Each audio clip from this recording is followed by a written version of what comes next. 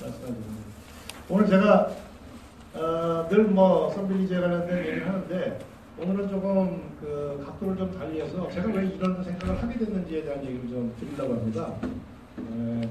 제 사실 그 살아온 과정이 30살 된 해에 창업을 했어요. 청계천에서 소프트웨어 회사를 시작했는데 여기 있는 이 이태영이라는 친구하고 LG전자에 같이 근무하다가 한 4년 만에 이제 뛰어나와서 청계천에서 방황하기 위해서 시작한 게 제 인생의 이제 첫 사업입니다. 30살이었고 그래서 그 이후에 이제 쭉 뭐 사업을 그럭저럭 잘 했습니다. 소프트웨어 회사가 그게 많지 않았고 그래서 그러다가 제가 왜 이 해외를 나가게 됐냐면 96년도쯤에서 제가 만들었던 소프트웨어를 은행에 팔았습니다. 홈뱅킹 솔루션으로. 당시에 33개 은행 중에 16개 은행을 제가 홈뱅킹을 공부를 했어요. 그러니까 짭짤하게 돈을 좀 벌고 있었습니다. 우리 집사람은 잘 모를지 몰라서 짭짤하게 벌고 있었는데. 근데 무슨 문제가 있었냐면 인터넷이 나온 거예요. 인터넷이. 제 소프트웨어는 인터넷에 포팅을 못했어요. 그걸 올려놓으려니까 완전히 밑바닥이 다른 거예요. 그래서 야 이걸 인터넷에 옮기려니까 처음부터 다시 다 개발을 해야 됐거든요. 그래서 이제 한 10년 동안 열심히 개발을 해서 돈도 좀 짭짤하게 벌고 있는데 이걸 다시 처음부터 새롭게 다 개발을 해야 된다고 생각하니까 얼마나 가슴이 아프겠습니까? 그래서 그때 제가 이제 생각한 게 해외를 나가야 되겠다. 왜 이렇게 생각했냐면 그 당시에 제가 대학원에서 이제 마케팅을 전공합니다. 그래서 전공을 하면서 무슨 생각을 했냐면 우리나라 시장이 너무 작구나. 0.38% 소프트웨어 시장이. 그래서 이제 해외를 나가겠다고 했는데 그때 저랑 같이 나가려고 했던 친구가 지금 넥슨의 김정주 사장입니다. 여기는 뭐 지금 몇십 조 부자가 됐고 저는 아직도 거기 있는데 요번에 제가 다시 한번 돈을 좀 벌어보려고 합니다. 그러다가 해외를 나갔는데 한글과 컴퓨터도 역시 마찬가지로 그러다가 IMF가 터졌죠. 그게 언제냐면 1997년도죠. IMF가 터졌네요. 97년도 IMF가 터지고 대통령 선거가 있었습니다. 97년도. 그 DJ가 대통령이 되고요. 그래서 1998년도에 이제 은행들이 다 무너지고 기업들이 다 물을 받고 40대 아버지들이 이제 막 불로 다 앉고 치킨집이 늘어나고 이런 상황이 벌어졌죠. 여러분 잘 아시겠지만. 근데 그때 저는 조금 일찍 해외를 나가게 된 겁니다. 그래서 그 위기를 사실은 별로 위기라고 생각 안 했습니다. 오히려 환율이 막 2배가 뛰어가지고 그냥 앉은 자리에서 매출 2배가 되고 막 이런 상황이었는데 그래서 제가 한글과 컴퓨터 사장을 맡게 됐습니다. 이것도 한 3일 만에 결정이 됐는데요. 이제 미국에 애들 다 같이 이사를 갔어요, 미국에. 그때 저 지금 부동산 공부하고 있습니다만 제일 실수한 게 집 다 팔고 왔습니다. 집을 다 팔고 이제 아예 한국에 안 들어온다. 작정을 하고 100만 불을 제가 투자받고 미국을 갔다가 다시 이제 한컴 사장이 되면서 들어왔어요. 그랬는데 이때 이제 여기 이제 뭐 주가라고 보시면 그냥 하여튼 이런 그림인데요. 98년도에 제가 한글과 컴퓨터 사장 되면서 500원짜리 주식이 한 380원, 400원 할 때 제가 한컴 사장이 됐습니다. 그때 이제 회사가 어려운 회사니까 저한테 스타옵션을 100만 원 줬습니다. 500원짜리 스타옵션. 그게 1년 반 만에 5만 8천 원이 됐어요. 시가총액이 1,700배가 올랐었어요. 그러니까 굉장히 뭐 아시죠? 이 버블, IT 버블. 그때 저는 이제 쉽게 말하면 태어나서 처음으로 돈 맛을 압니다. 근데 돈 맛이 그렇게 좋은 건 아니더라고요. 막상 돈 맛을 보니까 우리 사람을 좀 병들게 한다는 느낌이 있습니다. 어쨌거나 이때 돈을 좀 많이 벌었는데 그림을 보시면 알겠지만 그 이후에 아주 완전히 망했습니다. 저기 우리 집사람도 왔는데 참 고생을 시켰습니다. 얼마나. 뭐 집이고 뭐고 다 털리고 빚쟁이들한테 시달리고 하여튼 고생을 굉장히 했습니다. 그래서 이제 그 이후부터 제가 생계일 수도 있고 강연을 다니고 책을 쓰고 이렇게 이제 살아왔는데요. 이때 강연 다니고 그런 이제 책을 쓰기 시작했습니다. 여러 책을 썼는데 이때 이제 요 책 비주얼리티 시대 건너는 요 책을 마음에 안 좋습니다만 박근혜 대통령께서 읽으시고 저를 좀 만나자고 해서 그분을 이제 2009년 1월달에 만난 게 연이 돼서 정치까지 하게 됐습니다. 어쨌거나 뭐 요새 노래를 좀 부르고 다니고요. 한량입니다. 쉽게 말하면. 국회에서 뭐 이런저런 활동을 했는데 제가 오늘 드리고 싶은 말씀은 그 어려운 과정에서 제가 어떻게 그걸 극복했느냐 하는 부분이에요. 사실 여러분들 잘 아시는 뭐 변대규 사장, 조현정 사장 이런 벤처 1세대라는 사람들하고 같이 제가 벤처기업협회 부회장을 하고 있는데 뭐 그 친구들 전부 F스 타고 다 이제 회의에 옵니다. 저는 이제 떨레떨레 지하철 타고 다니면서 그 회의 참석을 계속했습니다. 제가 망하고 나서도 벤처협회 부회장을 계속했습니다. 왜 했냐? 실패한 벤처기업 대표 부회장이다. 이런 타이틀을 제 스스로 달았어요. 제 스스로가. 그래서 계속했는데 아무튼 뭐 여러 가지 힘들지 않았겠습니까? 한컴 사장할 때는 제가 국회의원보다 훨씬 더 바빴고 그때는 제가 자동차 광고도 찍었고요. 센스 노트북 광고도 찍었고 자동차 광고료를 거의 한 1억을 받았습니다. 물론 뭐 제가 쓰지 않고 다 고아원에 컴퓨터가 주고 나갔지만 그렇게 많은 사람들하고 만나던 그 일상이 망하고 나니까 싹 다 사라집니다. 인간관계가 싹 다 사라졌습니다. 정리가 되더라고요. 인간관계가. 아 이게 다 헛관계였구나. 그래서 그런 관계를 정리하면서 또 한편으로는 제가 굉장히 소홀히 했던 가족에 대한 또 생각을 또 달리하게 됐습니다. 가족이 정말 무서운 힘이구나. 이렇게 지탱해주는, 나를 지탱해주는 굉장히 큰 힘이구나 하는 걸 그때 조금 깨달았어요. 근데 그때 제가 이 글을 어딘가에서 보게 됩니다. 있는 그대로를 받아들일 수 있는 용기라고. 이걸 자신감이라고 누군가 표현을 했어요. 인터넷으로. 지금 제가 다시 찾아보는데 안 나옵니다. 어떤 의사 선생님이 인터넷에 써놓은 글인데. 자, 그래서 내가 있는 그대로 나를 받아들인다는 것이 과연 뭔가라고 스스로 많은 질문을 했습니다. 근데 그러고 보니까 자신 있는 그대로 받아들인다는 게 쉬운 게 아니더라고요. 제가 한컴 사장 하다가 망했어. 그러면 망한 그 자체를 내가 받아들이는 거. 이게 쉬운 일은 아니에요. 근데 그거를 열심히 받아들인다고 생각하고 또 받아들였다고 생각하니까 굉장히 편해지는 거예요. 삶이 굉장히 편해지더라고요. 뭐 비교할 건덕지가 별로 없어지는 거죠. 그냥 내가 지금 돈이 없어 없는데 차가 없어 그럼 없는데 뭐 그렇게 일단 리셋을 자꾸 시키는 거예요. 매일매일 리셋을 시키다 보니까 내가 이렇게 그래서 저는 사실 국회의원 떨어지고 나서 사람들이 좀 되게 신기해합니다. 지금도 뭐 아주 그냥 떨어진 그 순간부터 굉장히 편하게 다녔거든요. 그냥 오히려 저 지지자들이 더 좀 안돼하는 거예요. 제가 너무 편하니까 좀 그래도 슬퍼 좀 해라. 슬퍼 좀 해라 그러는데 떨어진 그 순간을 굉장히 빨리 받아들였습니다. 그래서 제가 지금 저를 지탱하고 있는 힘은 바로 이런 힘인 것 같아요. 지금 있는 그대로를 받아들일 수 있는 늘 받아들이다가 있고 그런 힘이 있기 때문에 별로 비교할 것들을 별로.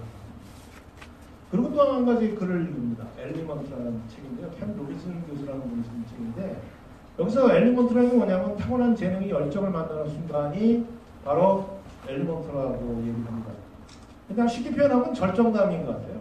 절정감. 성취감, 절정감. 그 이제 몰입해서 시간 가는 줄 모르고 자기를 몰입해서 시간 가는 줄 모르고 빠져들 수 있는 그 무엇. 이 무엇을 갖고 있는 사람은 행복한 사람이다. 이 엘리먼트를 반복적으로 경험하는 사람은 행복한 사람이다. 이런 얘기를 합니다. 그분이. 캔 로빈슨 교수가. 근데 아까 우리 이시영 박사님도 말씀하셨지만 과연 우리 아이들이 저런 엘리먼트를 가질 수 있는 기회, 아까 그 성취, 저런 거를 가질 수 있는 기회를 우리가 애들한테 주고 있냐? 애가 뭐에 빠집니다. 게임에 빠져요. 그럼 하지 말라고 그러죠. 근데 걔가 게임에 빠졌을 때 그 몰입감 속에서 얻는 그 엘리먼트라는 뭐랄까요, 내면에서의 그 느낌. 이건 남들은 모르는 겁니다. 그런데 그 엘리먼트를 갖고 있는 사람은 그 엘리먼트를 위해서 본인들이 자꾸 몰입을 하는 거죠. 남들은 몰라요. 어떤 사람은 막 마라톤을 합니다. 야, 그 나이에 무슨 마라톤이냐? 근데 이 사람은 자기가 너무 좋아서 그게 굉장히 거의 올가슴 수준으로 뛴 사람들 그렇다잖아요. 그런 느낌을 갖는 거잖아요. 그러니까 본인은 느낀 거죠. 그러니까 그걸 계속 반복하고 싶은 거예요. 그러니까 누가 말려도 하는 거예요, 계속. 네? 이 엘리먼트가 저는 우리 아이들한테서 뺏은 가장 중요한 자산이라고 생각하고 이거를 다시 되찾아야 된다고 생각을 했었습니다. 자, 그래서 이 두 가지를 보시면 하나는 뭐냐면 내가 있는 그대로 나를 받아들이는 마음이에요. 근데 마음만 그런 게 아니고 이제 이 마음과 함께 모든 인프라를 있는 그대로 받아들일 수 있는, 다시 말해서 가장 마음이 편해질 수 있는 환경을 만들어 보자는 겁니다. 그게 저희 우리 에스라이프 이정 박사님 계신 재단에서 하고 있는 에스라이프 운동이에요. 자, 다시 말해서 자급자족이라는 게 뭐냐면 먹고 사는 걸 해결한다는 겁니다. 먹고 사는 걸 어떻게 해결할 거냐? 이제 이게 문제이지만 먹고 사는 게 해결된 분은 삶에 있어서 그다지 걱정이 많지 않다. 그렇지 않습니까? 옛날에 여기 계신 분들 어르신들께서 텃밭 깎아서 자식들 키울 때 그분들의 자존감을 한번 생각해 보시죠. 예? 애들 다 그 텃밭 깎아서 다 키웠지만 지금도 현역으로, 그죠? 돌아가실 때까지 현역으로 내 밭에서 내가 먹을 거 내가 재배해서 내가 먹고 사는데 뭔 걱정이 있어. 난 신경 쓸 거 없다. 세상이 어떻게 돌아가든 난 관계 안 한다. 뭐 이런 마음으로 사시잖아요. 근데 월급을 아무리 많이 받더라도 잘릴까? 덜 받을까? 남들 눈치 보고, 예? 내가 이렇게 살아야 이런 것 때문에 고민하는 삶을 비교해 봤을 때 과연 어느 쪽이 더 자존감이 더 센 삶이냐? 이런 걸 한번 생각해 보자는 거죠. 그래서 이 두 가지를 좀 분리해서 고민을 해봅시다 하는 게 이제 애초에 발상 자체였습니다. 그러니까 우리 아이들은 지금, 우리 사회는 그렇죠.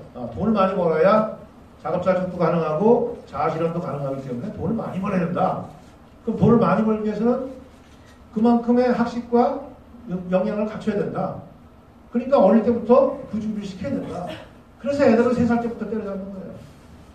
3살 때부터 그 길을 걸어야만이 너희들이 편하게 평생을 살 수 있다고 주장을 하게 된 거죠. 그런데 거꾸로, 야, 먹고 사는 것만 내가 어떻게 해결해 줄게? 아니면 먹고 살 수 있는 환경을 만들어 준다 라고 가정했을 때는 이 뒷부분에 대해서는 그냥 네가 알아서 해라 라고 한다면 어떨까 하는 거예요. 이렇게 생각을 좀 분리해서 봅시다 하는 거예요. 그런데 지난번에 유엔 미래 포럼의 박영숙 대표 친척이라는 분인데, 미국 남편이 외국 사람입니다. 그 남편의 친척의 조카쯤 되는 애가 12살 먹은 애가 자기 부모님하고 딜을 했대요. 내가 대학까지 가려면 아무리 못해도 한 20만 불은 필요하니까 그 돈 먼저 내놓으시오. 나 대학 보내려면 그 돈 주시오. 그래가지고 그 돈을 받아가지고 이 친구가 자기네 집 옥상에다가 태양광 발전소를 만든 거예요. 그래서 매달 돈을 벌고 12살짜리가 이제 돈을 벌고 사는 거죠. 20년 동안 돈을 벌겠죠. 그러니까 그런 형태로 우리가 왜 대학을 보내야 되느냐에 대해서 좀 깊은 반문을 좀 하고 이제 먹고 사는 걸 먼저 해결해 봅시다는 게 이 운동의 스타트였습니다. 그런데 미래 삶의 방식이 그래서 계속 이제 몇 년간 스타트를 하다 보니까 미래 삶이 변하고 있구나 하는 것까지를 이제 우리가 캐치업하게 된 거죠.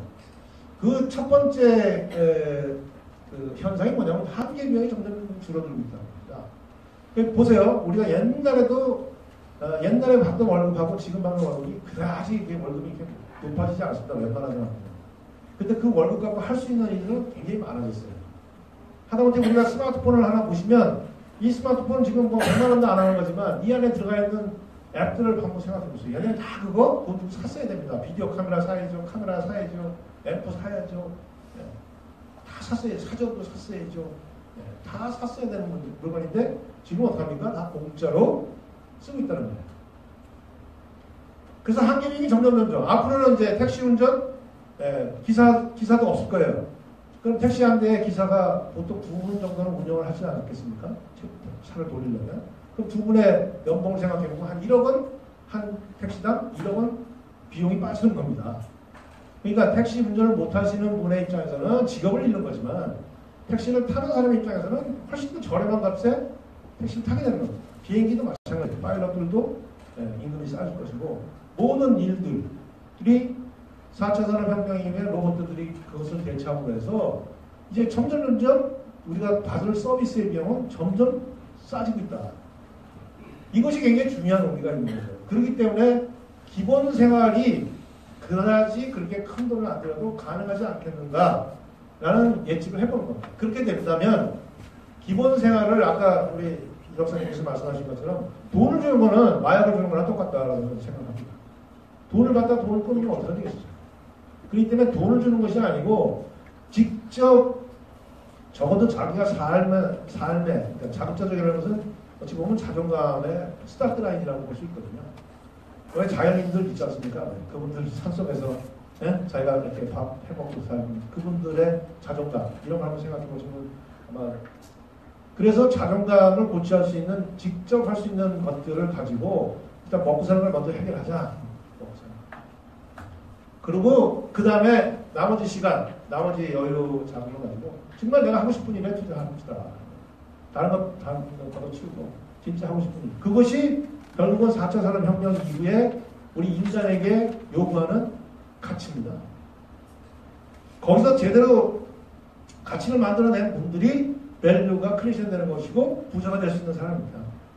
그래서 지금 4차 산업혁명 이후에 역량이라는 것이 지식을 많이 갖고 있느냐?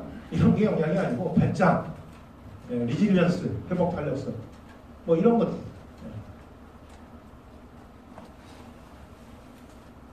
그래서 자신을 하게 되면 사실은 옛날보다 훨씬 더 행복지수가 높은 삶을 살 수 있을 것이다. 이렇게 볼 수 있는 거죠.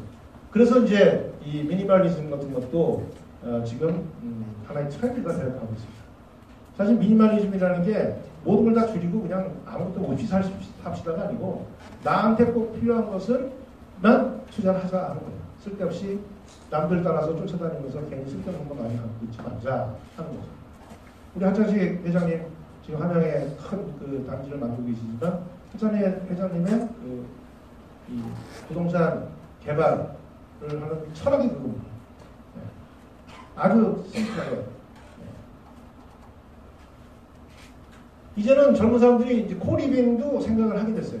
혼자 살기가 어려워지니까 같이 살자. 이런 이제 개념들도 들어옵니다. 그리고 일도 이제는 한 집에서 아니 한 회사가 무슨 R&D 뭐 마케팅 이거 다 가지고 일하는 이런 형태의 일은 이럴수록 더 힘들어지는 상황입니다. 워낙 시스템이 좋아요. 여러분들 지금 일 어디서 하세요? 책상에 자기 회사 사무실에서 하십니까?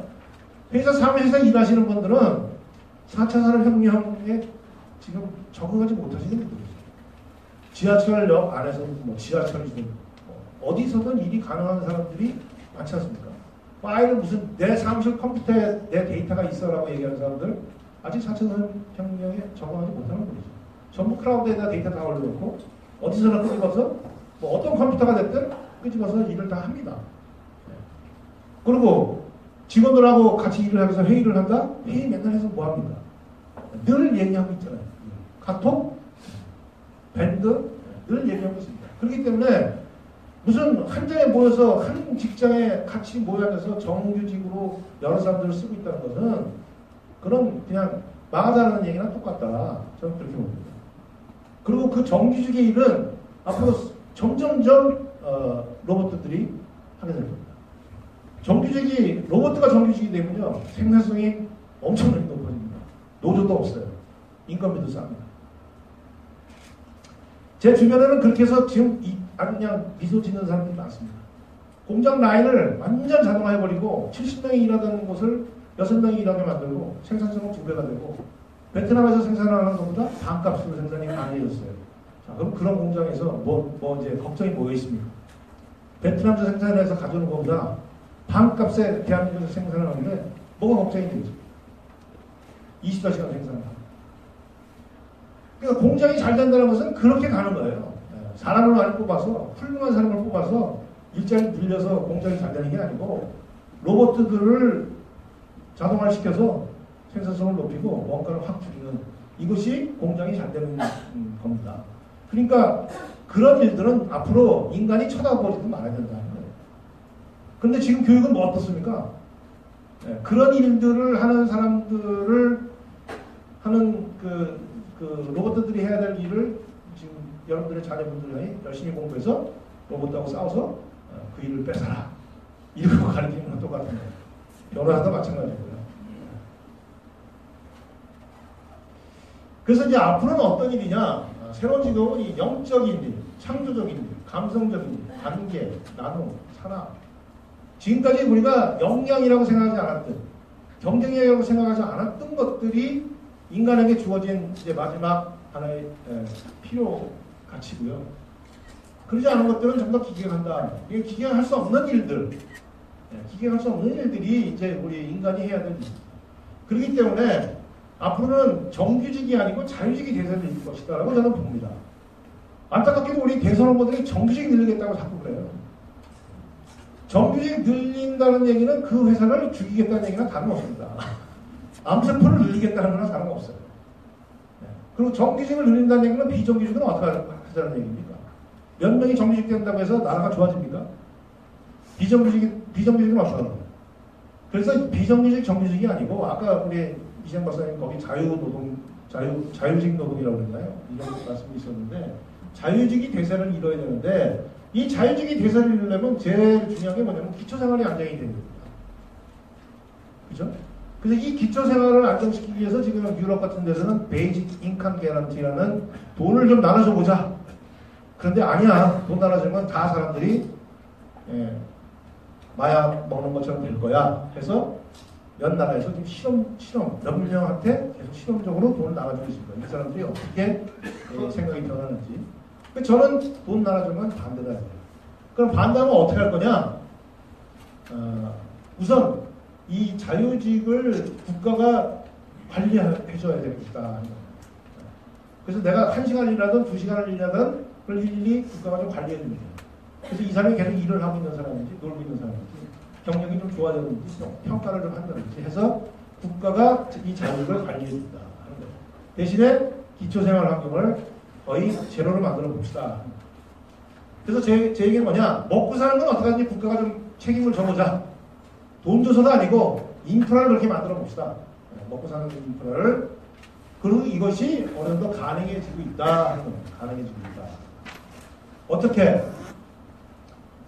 여기서부터 이제 부동산 얘기가 나오는데 사실 지금의 도시 문명이라는 것은 1차적으로 이 인프라가 깔려야만이 도시 문명이 만들어집니다. 하수도가, 전기가, 상수도, 하수도 시스템이 갖추어져야 그 위에 건물이 들어서고 그 위에 사람들이 살고 일을 하고 하는 이런 구조로 되어 있습니다. 그래서 어디는 상업지역, 어디는 공업지역, 어디는 녹지지역, 주거지역 이렇게 해서 분리를 해놓고 거기에 국가가 대규모 발전시설 등등을 통해서 인프라에다가 공급하고 있습니다. 그러니까 이 건물은 이게 인텔리전트한 게 아니에요. 자율적이지 않습니다. 이건 발전소에서 불 꺼버리면 불이 꺼져요. 그러니까 발전소에서 불을 끄면 안 되니까 국가가 열심히 이 전력을 유지하기 위해서 계속 예비 전력을 키우고 관리를 합니다. 그리고 주요 시설이어서 막 또 감시도 해야 되고, 저거라고 또 이게 뭐 폭탄을 맞으면 안 되고 이러니까 감시해야 되고. 그러니까 굉장히 많은 돈이 소모가 되는 거죠. 근데 앞으로 어떻게 될 것이냐? 제가 봤을 때는 한 동네가 다 독립할 수 있다. 국가의 인프라 없이도 독립할 수 있다. 그래서 각 동네들이 이런 기능들을 다 한꺼번에 갖고 있는 형태로 바뀔 것이다. 그러면 인프라는 뭐하냐? 뒤에서 백업 해주는 거예요. 백업 해주는 이렇게 바뀔 거라고 저는 생각을 하고 있고, 우리 임주성 교수님도 도시공학을 하시고 한양대학교에 아까 말씀드렸던 맞다. 이렇게 세상이 바뀔 거다라고 생각하시는 분들이 사실은 오늘 여기 부동산 전문가분들이 많이 와 계시는 거죠. 자, 그러면 이 제로베이징이라는 게 뭐냐? 분산 에너지 기반입니다. 분산 에너지 기반. 이게 바로 지난 150년 동안 산업혁명이 일어나서 내연기관으로 만들어졌던 이 젖줄, 그러니까 인류 문명의 심장이 바뀌는 신호탄인 거죠. 이 인류 문명의 심장이 바뀌는 신호탄이 4차 산업혁명입니다. 어떻게 보면 3차예요. 그죠? 근데 이 인류 문명의 심장이 바뀌는 것이 과연 얼마나 큰 변화를 만들어 온지를 한번 보시자고요. 우선 이 그림을 제가 굉장히 아주 소름 끼치게 좋아하는 그림인데요. 여러분들이 이 그림을 보시면서 뭘 느끼시냐면 30년 전에 IBM 컴퓨터만 있을 때 스티브 잡스가 퍼스널 컴퓨터라고 장난감 같은 걸 하나 만들었습니다. 이게 바로 그 그림, 그때를 상상하시면 됩니다. 이 집이 태양광이 없으면 완전히 원시세계입니다. 이 그림만 봐도 전기가 들어오려면 아마 100년은 있어야 전기가 들어올 것 같은 지역에 지금 이 집이 있는 거예요. 그죠? 여기다 전기를 들려면 송전, 배전 엄청나게 돈이 들어서 절대 못 옵니다. 근데 태양광이 딱 있으니까 이 안에다가 전기도 킬 수 있고 선풍기도 틀 수 있고 이렇게 됩니다. 그리고 에너지를 얻었기 때문에 물을 지하수를 파든 옆에 있는 인근에 가면서 펌프로 가져오든 물을 가져올 수 있습니다. 물을 가져오면 농사를 질 수 있습니다. 그럼 먹고 사는 게 해결이 됩니다. 자, 여기다가 인터넷만 연결이 된다면 그러면 이제 모든 게 다 됩니다. 그죠? 여기에 이제 쓰레기까지만 깨끗하게 처리될 수 있으면 완벽한 지속 가능한 요소가 다 갖춰집니다. 이게 바로 저희가 얘기하는 제로 베이직. 이 제로 베이직을 완성합시다 하는 거예요. 자, 이거는 이미 몽고 같은 데서는 이미 시도하고 있는 일입니다. 우리는 워낙 인프라가 잘 되어 있기 때문에 별로 관심이 없어요. 근데 지금 해외에서는 너무나 많은 나라에서 이런 것들을 요청하고 있습니다. 이미 태양광이 좋다는 걸 알기 때문에. 제가 어제 이 회사, 여러 회사입니다. 여러 회사인데 이 회사들을 가서 쭉 디딜리전스를 했습니다. 전기 온수 보일러, 지금 기름 보일러보다 한 80% 싼 게 가능합니다. 그리고 태양광 모듈 한 6kg짜리만 올리면 이 모든 게 다 가능한 구조가 되어 있습니다. 그러니까 제로 에너지예요. 제로 에너지. 제로 에너지가 가능한 기술들이 만들어지고 있습니다. 그러니까 난방비 25년 동안 안 내는 거죠. 돈을 안 내는 거죠. 그럼 우리 기초생활비 중에 자, 연료비, 예?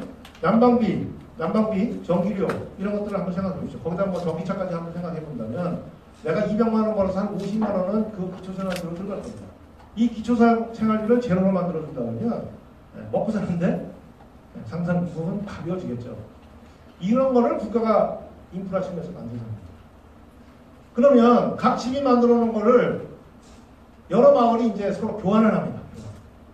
옛날에는 대형 발전소에서 송전, 운전, 배전해서 나눠줬는데 이제는 각 집이 생산해가지고 서로 잉여 가치를 서로 교환합니다. 이게 새로운 문명의 모양인 것이죠. 저는 이렇게 될 거라고 봅니다. 아직도 그건 안 됩니다. 에너지가 부족해요. 발전소가 있어야 됩니다. 이렇게 얘기하는 사람들이 많이 있습니다. 그렇지만 궁극적으로는 저는 이렇게 될 거라고 봅니다. 이게 우리 이미 인터넷은 이 스마트폰은 그렇게 쓰고 있는 겁니다. 이게 먼저 선행해서 우리한테 보여줬어요. 옛날엔 대형 컴퓨터 CPU를 이용해서 더미 터미널로 모든 일을 했는데 지금 이 스마트폰을 가지고 본인이 다 일을 합니다. 필요할 때 인터넷에 연결해서 필요한 것들을 교환하고 또 빌려 쓰고 그럽니다. 그죠? 그것처럼 문명도 그렇게 될 것이다라고 예측을 하는 거예요. 물도 보시면 알겠지만 이게 태양광으로 물을 펌핑을 하면 연료비가 이게 하얀 게 연료비예요. 연료비를 줄일 수 있어요. 그렇기 때문에 장기적으로는 굉장히 싼 형태. 왜냐하면 태양광 에너지는 공짜로 얻을 수 있기 때문에 가능하다는 거죠. 심지어는 지금 이스라엘 같은 데서는 대기 중에 수분 있지 않습니까? 대기 중에 수분으로 물을 만드는 이 기계입니다. 대기 중에 수분으로. 그래서 하루에 3,000리터를 생산할 수 있어요. 이 기계 하는 거. 그러니까 이 기계를 건물에다 올려놓으면 이 건물이 쓰는 물을 대기 중에 수분으로 만든다는 거예요. 그러니까 물을 만드는 방법도 여러 가지 방법이 있는 겁니다. 담수도 있고요. 지금 이스라엘은 약 5억 톤을 담수, 바닷물을 점수했습니다. 소금물을 건너가니까. 그런데 우리는 아직도 이 중후장대한 하수, 상하수 시스템을 쓰고 있거든요. 이거를 메인테넌스 하는데 돈이 얼마 들까 한번 상상을 해보십시오. 어마어마한 돈을 들여서 어마어마한 파이프가 묶여있고 땅 밑에 묻혀있고 이 묻혀있는 이 파이프들을 지금 개보수하는데 어마어마한 돈을 들이고 개보수가 안 되니까 딱 물이 다 누수가 되고 있는 상황. 도시농도 우리는 거의 뭐 안 하고 있지만 한 6억령, 8억령 정도가 도시농을 하고 있고 이 도시농을 통해서 자급자족을 하고 있습니다. 이게 이제 독일 밀라노 엑스포의 독일관에서 봤던 이 박스 농사입니다. 박스 농사. 그래서 저희가 지금 저희 동네 분들하고 이 박스 농군 학교를 하나 만들려고 좀 하고 있습니다. 네, 이 박스 농군 학교를 만들어서 여기 채소가 뭐가 되는지 이건 집에서가 기르는 게 아니고 동네. 네, 그러니까 제가 독일관 그 관장한테 물어봤어요. 아니 어떻게 밀라노에 이런 걸 가져올 생각을 했냐? 그렇지 않습니까? 이게 무슨 첨단 기술도 아니고 밀라노 엑스포까지 와서. 그랬더니 독일은 이게 일상이다 이거예요. 일상. 그 동네별로 저렇게 박스농을 하면서 서로가 나눠먹고 이 일상이다 이거예요. 그래서 전 세계가 좀 이렇게 이런 걸 통해서 공동체를 만들었으면 좋겠다 이런 생각을 하고 가져나왔다고 그러더라고요. 이건 이케아가 만드는 무슨 가구입니다. 자, 그래서 그 다음에 이제 마지막으로 인터넷이 된다 그러면 인터넷만 연결이 된다 그러면 교육, 의료, 제조 이런 거 다 가능하죠. 뭐 여러분들이 지금 쓰고 있는 거 그대로 다 적용이 가능한 거죠. 네, 그렇게 되면 도시 기능을 직접화할 수 있다. 그래서 저희는 그런 어반 베이직이라고 부릅니다. 이 어반 베이직, 도시 기능이 들어가게 되면 그러면 사실은 시골도 시골이 아닌 도시와 같은 시골이 되는 거예요. 도시와 같은 시골.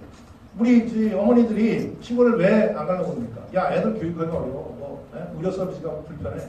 이런 것들을 이제 해결을 하는 거죠. 그래서 이 어반 베이직 센터는 뭐 유아원 따로 양로원 따로 이런 게 아니고 그 한 빌리지 안에서의 공동체가 같이 어울리는 이런 커뮤니티 공간에서 함께 누릴 수 있도록 해야 된다. 사실은 아이들한테 할머니 할아버지가 애들을 케어하면 그것만큼 좋은 게 어디 있습니까? 그죠? 옛날에 우리 어릴 때 보면 애들끼리 막 놀다가 밥 먹어 그러면 이제 집집마다 들어갔지 않습니까? 그러다 이제 한 집에 엄마가 없으면 어떻게 해요? 야, 네 집 엄마 어디 갔으면 일로 와. 우리 집에서 밥 먹어. 그렇게 키운 거예요, 동네 애들끼리. 그죠? 그 할아버지 할머니들이 애들, 손주를 케어해 줍니다. 네. 얼마나 좋습니까? 근데 2시간은 넘어가면 안 됩니다. 아무리 이쁜 손주도 2시간 넘어가면 아주 귀찮습니다. 그러니까 2시간씩 교대하는 거죠. 네. 옆집 할아버지 교대해서. 그래서 이제 이 썬빌리지 내에서는 의무적으로 한 뭐 10시간을 이 공동체를 위해서 쓰게끔 한다든지 지역 화폐를 쓰는 거죠. 품앗이. 그래서 한 10시간은 이 공동체에서 무조건 쓰게 하는 거예요. 그러면 뭐 할아버지가 여기서 아이들한테 자원봉사를 하든 또는 뭐 교육을 하든 뭐 등등등 할 수 있는 거죠. 그리고 이 코워크 스페이스는 우리가 굳이 회사에 가서 일해야 되는 사람들 빼고는 얼마든지 자유직이 활성화된다 그러면 자기 집 동네에 있는 코워크 스페이스에서 충분히 일을 할 수 있다. 그러니까 아빠가 차 타고 멀리 출근하는 게 아니고 동네 출근하는 거예요. 예, 여기서 여기 같이 있는 사람들끼리 모여서 비즈니스를 하는 거예요. 메이커스 랩과 돈 만들 수가 있겠고요. 그러니까 이런 코워크 스페이스를 빌리지 안에 만들어 넣는 거죠. 그리고 이제 의료 서비스 같은 것도 온라인으로 가능하게끔 만들어 넣습니다. 교육도 제가 발표하는데 교육도 충분히 이런 식으로 가능해집니다. 그죠? 그리고 뭐 구급할 때는 이제 드론이 그냥 바로 실어서 그냥 병원으로 그냥 보내는 거죠. 이건 이미 떠다니는 1인용 드론입니다. 떠다니는. 자, 그래서 이 도시기능이 집적화되면 에너지, 그러니까 자급자족 기반의 도시기능까지가 들어갔습니다. 그럼 자급자족 기반의 도시 기반이 들어간 이 커뮤니티는 아프리카에 갖다 놨든 멕시코에 갖다 놨든 뭐 어디다 갖다 놔도 거의 동등한 수준의 문명을 우리가 서비스할 수 있다. 자, 이런 공동체를 만들면 전 세계에 확산시킬 수 있다고 보는 겁니다. 여기에 이제 업무, 여가, 생활 이런 것들이 혼용될 수 있도록 한다 하는 겁니다. 그렇게 되면 사실은 이 공동체가 지금 우리 이정 박사님하고 하는 그 썬빌 선마을 같은 그런 그 힐링 연수원이 사실은 이 비즈니스가 되어 있어요. 그 연수원이 들어가는 그 뒤에 설명하겠습니다. 자, 그래서 제가 지금 하자고 하는 것은 뭐냐면 바로 이 난타 같은 건데요. 자, 난타라는 게 뭡니까? 저 주방에서 그냥 칼 갖고 막 장난치고 춤추고 하는 것이 지금 17년째 이렇게 오이를 29만 개나 없애고 양파를 11만 개나 없애면서 춤을 추고 3천만 명이 본 거예요. 1천만 명. 3만 회를 공연이 3만을 개최했습니다. 자, 그럼 이 난타가 뭡니까? 아무것도 아니에요. 야, 나도 칼질할 수 있어. 나도 양파 쏠 수 있어. 나도 오이 쏠 수 있어. 다 그런 사람들 많습니다. 근데 이게 하나의 작품으로 17년째 수많은 공연을 통해서 비즈니스를 하고 있지 않습니까? 그래서 저희가 지금 주장하고 있는 게 바로 썬빌리지라는 난타와 같은 새로운 문명을 한번 만들어서 팔아봅시다 하는 겁니다. 썬빌리지는 뭐냐면 자급자족 기반의 도시 기능을 갖춘 자아실현 공동체. 그래서 아까 말씀드렸던 제로베이지. 지금 이 제로베이지가 거의 가능합니다. 뭐 물, 에너지, 식량, 제로웨이스트, 그 다음에 인터넷까지만 들어가면 거의 제로로 만들 수 있습니다. 제가 요새는 아주 눈으로 확인하고 다닙니다. 태양광도 지금 18%, 20%짜리 밖에 없는데 한 40%짜리도 지금 곧 나올 것 같고요. 그것도 우리나라에서 만들어내고 있습니다. 40%. 아까 말씀드렸지만 전기 온수기, 전기 난방기 이것도 거의 한 지금의 만약 기름 보일러라고 보자면 한 80% 싼. 그래서 그냥 태양광에서 받아가지고 그냥 할 수 있는 뭐 이런 것들이 만들어지고 있고요. 충분히 제로베이지 가능합니다. 이제 아마 이제 최근에 앞으로 이제 만들어질 썬빌리지에 적용이 되면 정말로 획기적이겠죠. 그다음에 이제 어반베이지, 교육, 의료 이거는 아직도 좀 기술은 있습니다. 근데 법적인 문제가 굉장히 많아요, 그죠? 원격 의료 안 됩니다. 원격 교육 이런 것들이 아직 잘 안 되고 있습니다만 이것도 충분히 기술적으로 가능하다. 그리고 이제 컬처 베이지 이거는 각 썬빌리지마다 좀 다른 형태로 만들어질 겁니다. 어디는 뭐 스타트업, 어디는 뭐 등등등. 그래서 이 세 가지를 갖춘 곳을 저희는 썬빌리지라고 지금 부르고 있습니다. 그래서 뭐 제로 베이지만 되는 것도 있고 아닌 데도 있고 뭐 그렇겠죠. 적용 사례를 보면 이 세 가지 기능이 갖춰지면 예를 들어서 유니버시티 타워 같은 것들은 뭐 지금도 좀 있습니다만 훨씬 더 효과적으로 싼 값에 유니버시티 타워 같은 게 만들어질 수 있을 것이고 스타트업 빌리지, 메이커스 타워, 아미 캠프 이런 것들, R&D 빌리지 어떤 분들은 여기서 이 얘기를 듣더니 회사를 이렇게 만들고 싶답니다. 회사 직원들하고 같이 사는 거예요. 함께 살면서 일하는 뭐 이런 걸 만들고 싶다라고 말씀을 하시더라고요. 여기 기대 효과는 지금 말씀드렸으니까 대충 아실 거고요. 그래서 이 지금 우리가 문명이라고 생각할 수 있는 문명을 만들었다고 생각할 수 있는 이 곳 이외의 곳에 어디나 저가의 토지를 이용해서 개발이 가능하다는 겁니다. 사실 지금 말도 못하게 오고 있습니다. 말도 못하게. 이렇게 해달라고. 특히 뭐 미국이 아니고요. 파키스탄, 뭐 나이지리아 이런 데들. 발전소 언제 짓습니까? 그래 태양광은 점점 싸지고 있는 거 알고 있어요. 그분들이. 그러면 태양광 넣어서 에너지 충분히 작업할 수 있다는 걸 그 사람들은 압니다. 그러니까 자기는 기술이 없잖아요. 그러니까 달라는 거죠. 근데 이거를 지금 중국한테 다 뺏기고 있는 거예요. 우리나라 지도자들이 전혀 생각을 못하고 있는 거죠. 한심합니다. 이게 지금 100% 솔라, 여기 지금 태양광이 쭉 덮여 있죠. 100% 솔라로 만든 5스타 리조트입니다. 해양에 이렇게 에너지가 자립되면 이런 빌리지들도 만들어질 수가 있는 거죠. 이런 것들이 연결되면 메가시티가 만들어질 수도 있습니다. 메가시티가. 얼마든지 이런 것들이 이제 가능해지는 겁니다. 왜? 밖에서부터 에너지를 가져올 필요가 없는 거예요. 자체적으로 에너지를 생산하는 겁니다. 여기 지금 제일 문제는 뭐냐? 인터넷이 들어오냐 안 들어오냐입니다. 인터넷만 제대로 들어오면, 빵빵 터져서 들어오면 전혀 문제가 없습니다. 근데 지금 인터넷도요, 15km 정도를 와이파이로 15km 정도를 커버하는 이런 또 시스템들이 있어요. 무서워. 그러니까 기술은요, 시장에 있으면 늘 만들어지게 돼 있습니다. 뭐 기술이 안 돼서 어쩌고 하는 거는 저는 그건 뭐 동의하지 않습니다. 왜냐하면 저는 워낙 기술이 빠른 그 산업에서 살아왔기 때문에 기술은 시장에 있으면 만들어진다. 자, 여기 우리 하창식 교장님이 지금 하고 계시는 함양이라는 곳입니다. 함양에 이제 저희가 썬빌리지 포럼에서 다녀왔었는데요. 여기 보면 이제 단독주택과 수성 미술관, 스마트팜 이런 것들이 쭉 들어가서 제로베이직과 컬처베이직, 어반베이직을 다 갖추는 구조로 만들어지고 있습니다. 집을 발전소로 지금 계획을 하고 있고요.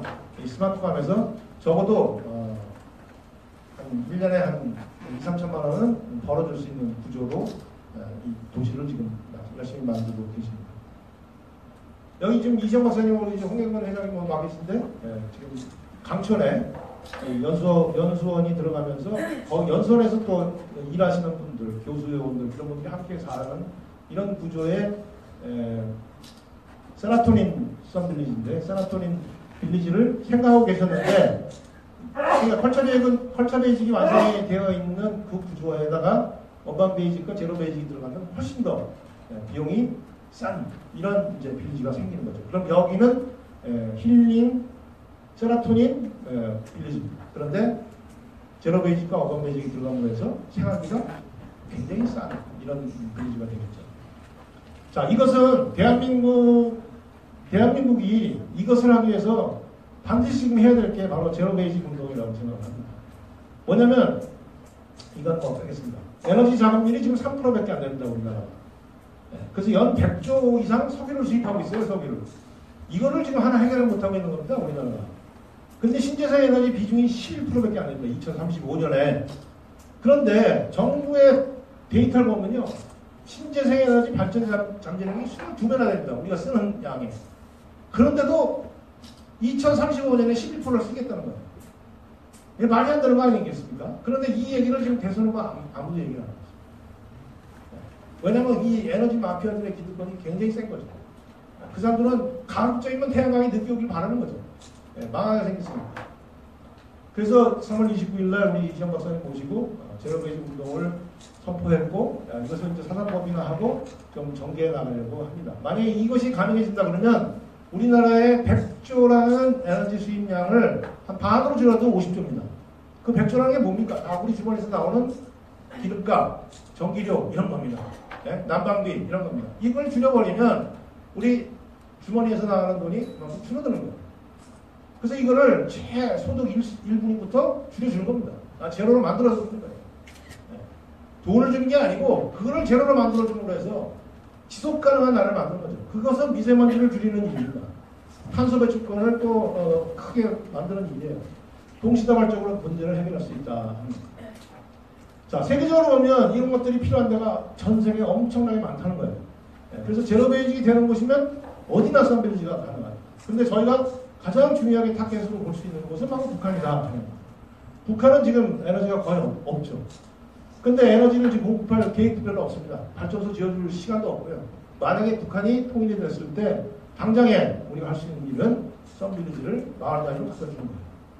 그러면 대한민국에 있는 모든 기술을 이용해서 새로운 이후 100년에 새로운 문명의 발원지가 바로 북한에 만들어질 수 있습니다. 그럼 이 한반도가 다음 이후 100년에 새로운 문명의 발원지가 됩니다. 큰 문제는 아닙니다. 이거는 전 세계에 엄청나게 많은 곳에서 기다리고 있습니다. 이런 솔루션을 다루고. 이거는 부동산 측면에서도 저는 엄청난 사업이라고 생각합니다. 여기 지금 부동산 개발하시는 분들 또 관계하시는 분들이 많이 와 계신데 엄청난 사업이라고 생각합니다. 땅값이 부동산 개발하는데 한 반은 땅값이잖아요. 네, 아주 저렴한 땅에다가 최고의 시설을 갖춰서 비싸게 팔면 아마 그 나라의 상위 1%는 아이고 좋습니다 하고 갖다 살 겁니다. 이거를 하자 하는 겁니다. 이걸 하자. 네. 사실은 이 아이들이 사는 곳은 아직도 공동체가 살아있는 곳입니다. 우리나라는 이미 이제 공동체가 해체가 돼가지고 뭐 부모 자식 간에 뭐 이런 거 다 해체됐지만 베트남만 가도 또 다른 나라는 아직도 공동체가 다 살아있습니다. 그러면 이 공동체가 살아있는 나라에 썬빌리지를 갖다 주면요, 그 공동체 안에서 할아버지, 엄마, 아버지가 같이 살면서 손자가 세계적인 학자가 나올 수도 있는 겁니다. 그 공동체 안에서. 이게 새로운 문명입니다. 그리고 우리도 다시 그런 문명으로 돌아가야 됩니다. 아이를 엄마가 케어하고 할아버지가 케어하고 옆집 엄마가 케어하고 유아원에 보내고 유아원 빌려서 그것이 국가가 애를 책임지는 게 맞다? 저는 안 맞다고 봅니다. 왜 국가가 애를 책임져야 됩니까? 애는 부모가 책임져야죠. 부모가 사랑을 받고 아까 이정 박사님 말씀하신 것처럼 그때가 가장 행복하게 효도하는 시기인데 그 효도하는 시기에 엄마는 가서 일하고 그 돈 가지고 다시 부모가 와서 애를 키운다? 이거는 뭔가 잘못된 거 아니겠습니까? 그러니까 엄마가 애를 케어하는데 불편함이 없게끔 만들어주는 것이 이제 다음 문명에 우리가 해야 될 숙제가 아닌가 이렇게 생각을 합니다. 그래서 오늘 와주신 분들한테 말씀드렸는데 지금 이것이 우리가 한 3년 전부터 얘기했는데 우리 3월 29일 날 발표 이후에 굉장히 빠르게 이것이 진행되고 있고 오늘도 뭐 몇 군데 MOU를 지금 하는 것 같은데 MOU뿐만 아니고 지금 해외에서의 요청 사항들도 굉장히 많고 그래서 이게 이제 곧 아마 가시화돼서 사업화되지 않을까. 이게 사업화되면 제가 97년도에 1700배 시가총액 말씀드렸는데 17,000배 정도 시가총액의 회사가 나올 수 있습니다. 이후 100년에 리더가 되느냐 마느냐는 아주 중요한 타이밍에 있습니다. 이후 100년에 포춘 500의 탑 10에 들어가는 기업 보겠습니다. 새로운 에너지 기업입니다. 이 새로운 에너지 기업에 기반을 해서 우리는 문명을 팔자는 건데 이 문명을 파는 우리 이 썬빌리지가 전 세계로 주름 잡을 수 있다고 저는 확신합니다. 그때는 저 만나기 어렵습니다. 감사합니다.